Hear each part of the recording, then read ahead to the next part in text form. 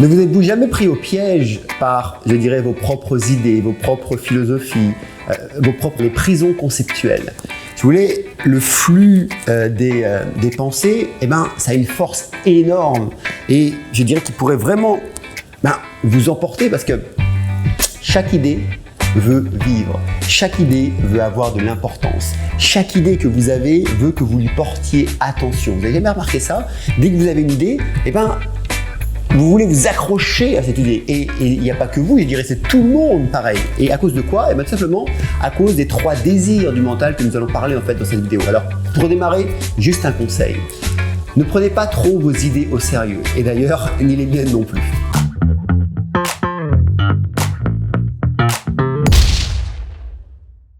Pour revenir sur nos idées, prenons une base, je dirais, pour pouvoir commencer à discuter, c'est que nous supportons toujours tout ce que nous croyons.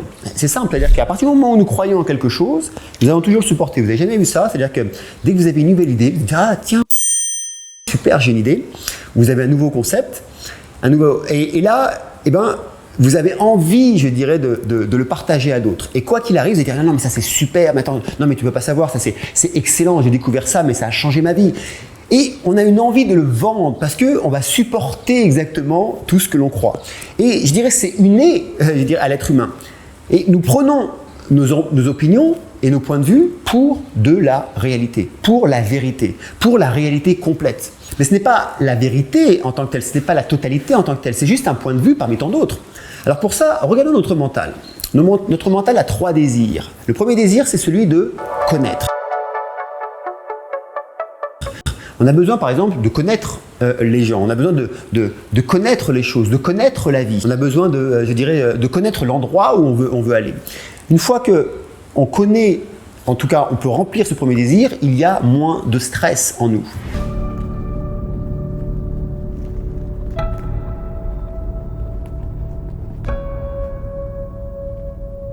Le deuxième désir, c'est celui de comprendre. On a besoin de comprendre l'origine des choses, on a besoin de comprendre l'histoire des choses, on a besoin de comprendre comment ça fonctionne. Et si vous voulez, on voit bien que plus on avance, plus on remplit les désirs du mental, et moins le stress va s'éveiller en nous. Parce qu'il faut bien comprendre que quand le mental ne peut pas étiqueter quelque chose, en tout cas sur ces 3 désirs, sur le premier désir, celui de connaître, le deuxième désir, celui de comprendre, quand le mental ne peut pas étiqueter, qu'est-ce qui se passe? Eh bien, on passe dans une forme de stress. Et si vous voulez, le mental n'aime pas être stressé. Et puis, nous non plus d'ailleurs. Donc, soit on sombre dans, je dirais, dans de l'agressivité, soit on sombre dans des déviances mentales, soit on sombre dans la dépression, ou soit on va annihiler en fait ce que l'on est en train de voir, on va essayer de ne pas y penser, passer à autre chose. On va le mettre de côté. Soit, en fait, on va essayer de trouver une réponse, on va continuer à chercher à trouver une réponse pour justement ne plus avoir ce stress mental.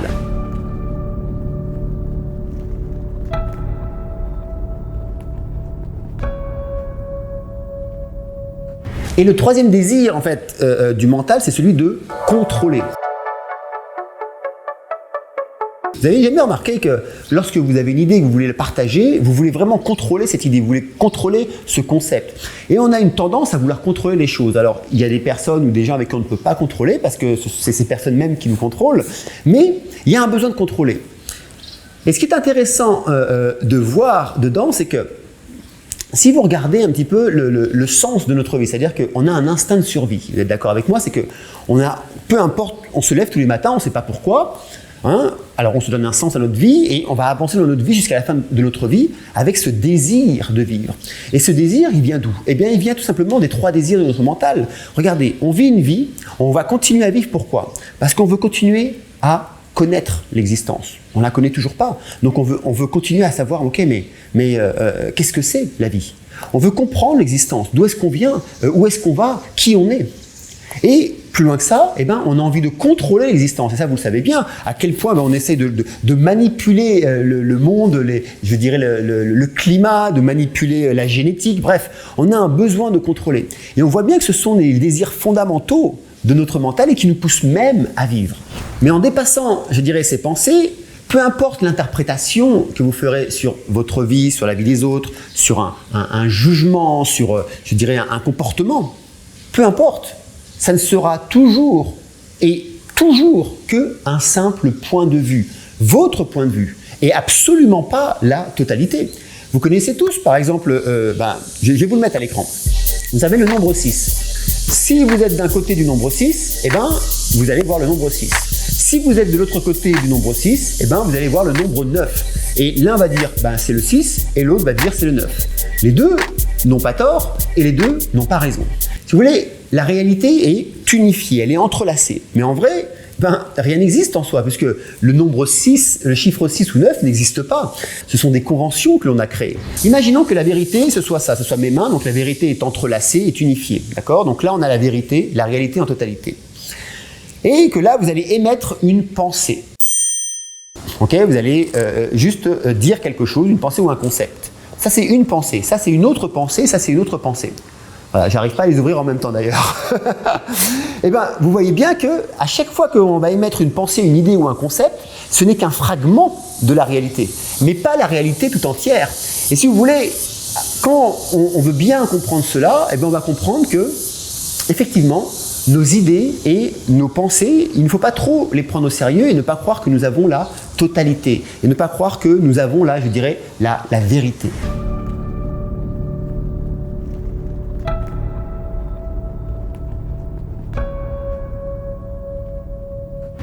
Et vous savez, notre mental, pour revenir à notre mental, je dirais c'est un instrument précieux et en même temps fort utile. Mais par contre, comme vous l'avez compris, il aime à contrôler. Et si vous laissez votre mental vous contrôler, il va contrôler votre vie. Et ce n'est pas ce qui arrive. C'est-à-dire qu'à partir du moment où on n'essaye pas de transcender la pensée, à partir du moment où on se laisse rentrer dans nos blâmes, dans nos idées de victimes, on est contrôlé par son mental. Quand on se dit que l'on ne peut pas, que l'on n'arrive pas, quand on dit que par exemple on ne sait pas, ou on ne pourra pas, ou on n'aura pas, on est juste contrôlé par notre mental. Et le sujet en fait de notre vidéo aujourd'hui, c'est de se dire, ok, est-ce qu'on veut se laisser contrôler par notre mental ou est-ce que l'on veut reprendre les contrôles de notre vie? Et c'est tout le principe, je dirais, de la méditation, parce que la méditation, c'est quoi? C'est juste entraîner son mental. Tout simplement, c'est entraîner son mental, apprendre à collaborer avec lui. Et ça n'a rien de plus magique que ça. La méditation, c'est ni plus ni moins qu'aller faire du sport dans une salle de fitness. En salle de fitness, on va entraîner nos muscles pour les rendre jolis ou les faire grossir. En méditation, on va entraîner notre mental juste pour empêcher ce mental de prendre le contrôle de notre vie. Voilà, donc j'espère que cette vidéo vous a inspiré puis vous a permis de comprendre en fait à quel point il convenait de ne pas se laisser emporter et contrôler par son mental, mais de reprendre le contrôle de sa vie. Alors n'oubliez pas, le mental a le désir de connaître, de comprendre et de contrôler.